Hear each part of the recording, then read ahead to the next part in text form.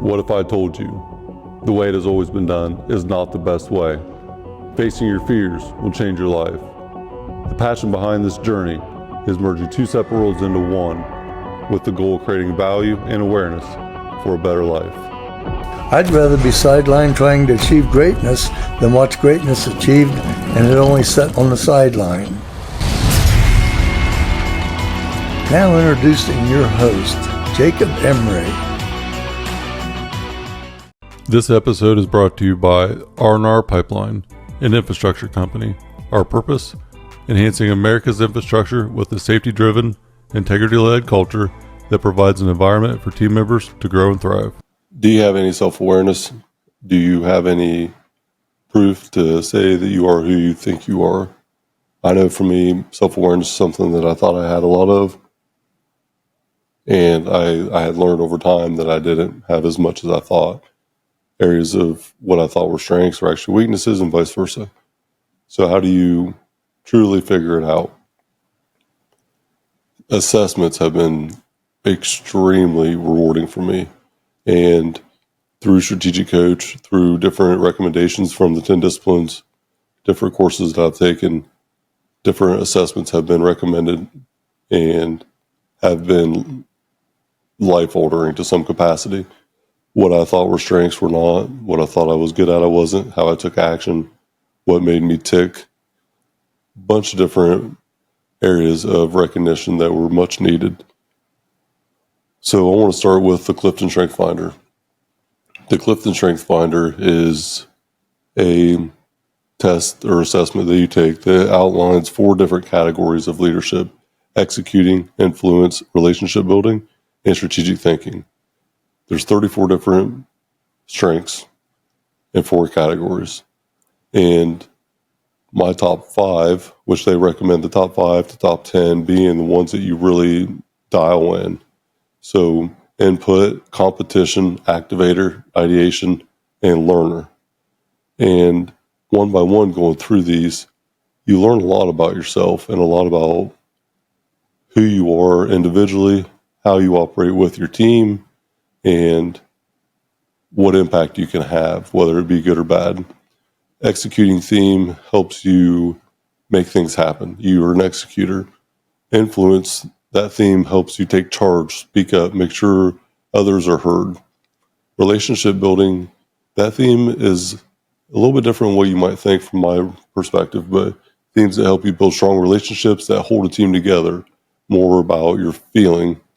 And then strategic thinking is how you absorb and analyze information that makes better decisions, that helps you make better decisions. So let's start with input, and I'll do the top 5 and just kind of as a theme what they are. You have a high input. You are always collecting, archiving data. You accumulate information, ideas, artifacts, relationships. You have a Rolodex of information that could be input into your brain for inputting into conversation. Chances are you really enjoy books. You're always looking to get more information all the time. By nature, you see yourself as a contributing member of the group. You enjoy partnering with other people. And it's very often that you're fascinated with reading, gathering information, and you cannot get enough of it.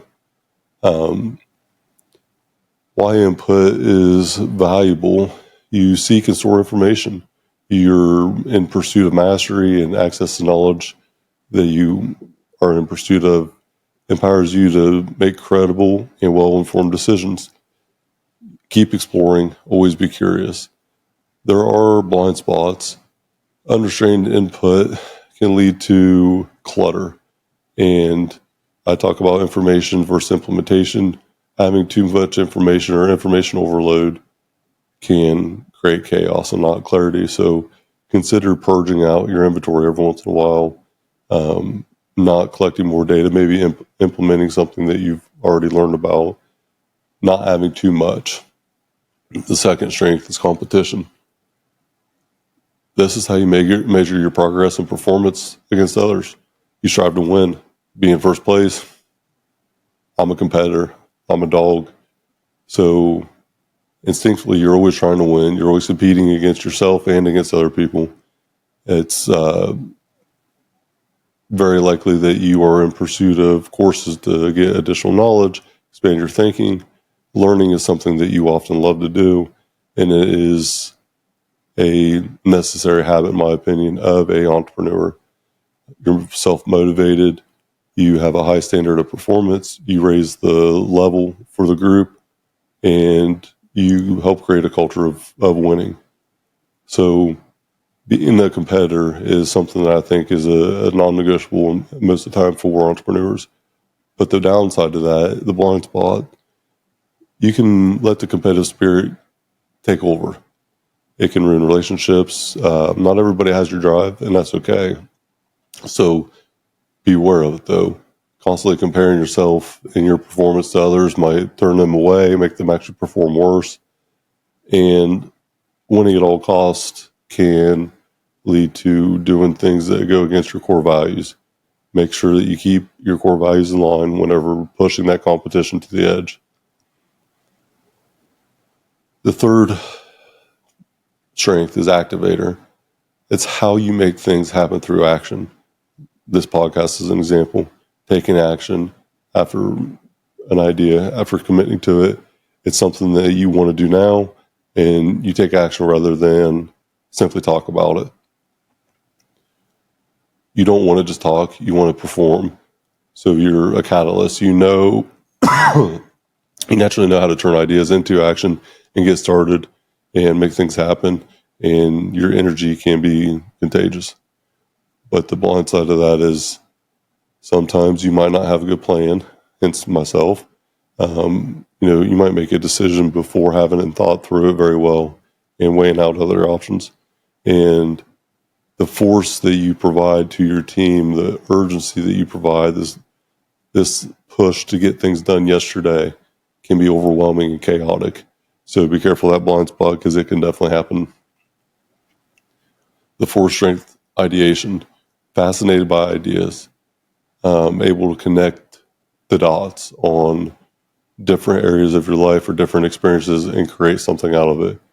You enjoy reading and learning, gathering more information, fascinated by ideas, always brainstorming and always thinking about the way the world could be and should be and the way that it's not. So to maximize your potential, you have to take action with the ideas, but also the ideas that are limitless can also be overwhelming and confuse people. I'm a huge proponent of that, where I know I do it often and I have to be very aware of it. And you might struggle to follow through with ideas because you have so many. So collaborate with someone that can help you get through that blind spot of too much going on. And then the last one, the fifth and final of the top five, is learner. You have a great desire to always learn, get better. Continuous improvement is at the forefront of every day, and you enjoy the process of learning rather than the outcome. Joy in the journey, not having destination disease. It's very likely you feel upbeat about life often, and you like it when it's hard. You enjoy the hard road, and the thing that's hard to obtain, you enjoy getting.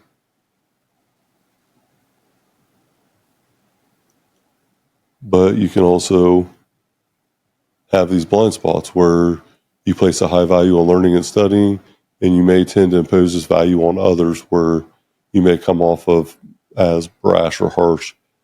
Be sure to respect others' motivations and resist to push your conviction on someone else. You love the process of learning so much that the outcome might not matter, so you might not ever have a good outcome. Be careful not to let the process blind you from wanting what you want and making that outcome be something that you desire to have. So these are top 5 Clifton Strength Finders. I'll continue to do the rest of the assessments that I have, I think 8 or 9 total. If you have any questions, reach out to me. Let me know. Let's talk about it.